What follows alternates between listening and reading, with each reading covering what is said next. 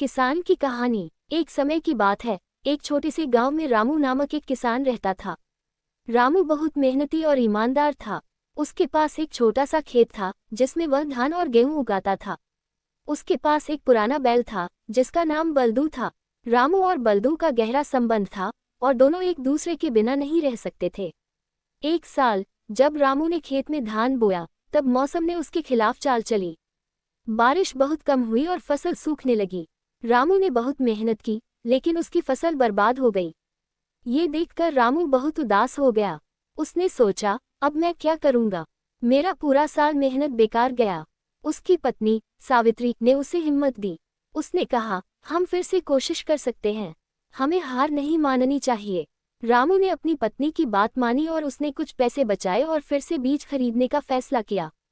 इस बार उसने अलग तकनीक अपनाई और ध्यान से काम किया।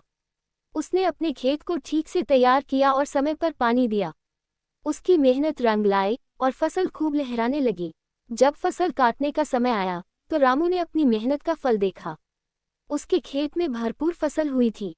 गांव के लोग उसकी मेहनत की सराहना करने लगे। रामू ने अपने फसल को बाजार में बेचकर अच्छा मुनाफा कमाया। उसने सोचा कि अब वह अपने खेत में नई मशीनें और बीज खरीद सकता है। धीरे धीरे रामू ने अपने खेत का विस्तार किया और अन्य किसानों को भी नई तकनीकों के बारे में सिखाया। समय के साथ रामू न केवल एक सफल किसान बना, बल्कि गांव के अन्य किसानों के लिए एक प्रेरणा भी। उसने अपने अनुभवों से यह सीखा कि मेहनत और धैर्य से किसी भी कठिनाई का सामना किया जा सकता है। इस तरह रामू ने न केवल अपनी जिंदगी बदली, बल्कि अपने गांव के अन्य किसानों को भी आगे बढ़ने में मदद की।